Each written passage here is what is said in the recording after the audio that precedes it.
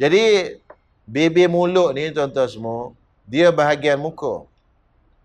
Sebab saya sebut ni, sebab nak jumpa kuliah ni bulan depan lambat lagi. Takut dah mati dulu kan, susah. Tuan-tuan, muslimat khususnya, bila ambil air semayang, kalau lipstick dia ni tebal, kan? Lipstick dia ni tebal. Bila dia basuh, tak kena bibir mulut ni, tak sah wuduk dia. Sebab ada bahagian muka yang tak rata air. Ataupun dia sayang lipstick dia. Lipstick dia mahal kan? Jadi dia pun ketap bibir tu masuk ke dalam.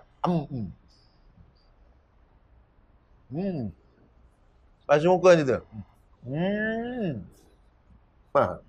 Boleh? Ketap bibir tu masuk ke dalam. Takut hilang lipstick dia tu. Mahal. Jadi dia pun habis basuh muka, keluar balik bibir mulut. Lipstick dia okey lah. Tak tercalar. Dia pun semayang lah. Allahu Akbar. Tak sah semayang dia. Ini kena sampaikan kepada isteri, anak-anak perempuan kita. Ni. Boleh?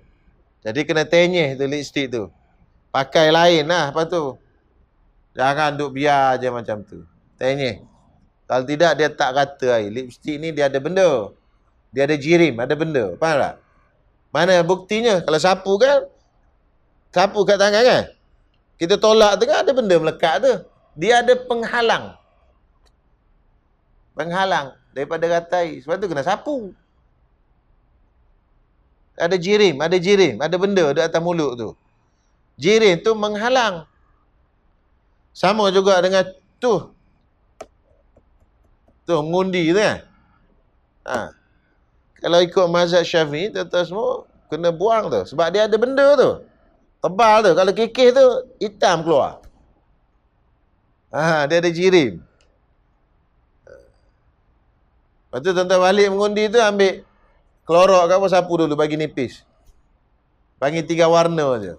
Dia ada jirim, ada benda kat atas tu.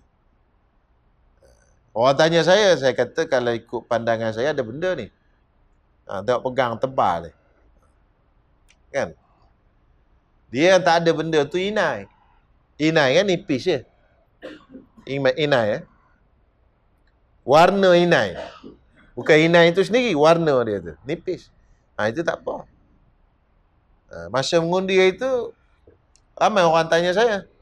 Dia kata, majlis fatwa kata okey. Ya tak apalah, majlis fatwa kata. Tapi kalau ikut pandangan saya lah, selaku orang yang belajar fiqh mazhab Syafi'i, kita pegang tu dia rasa tebal-tebal. Kan macam mana tuan-tuan? Rasa tebal tak? Mengundi tu kan? Mana ada benda atas tu? Jadi senang je balik, ambil klorok sikit, dia hilang lah sikit.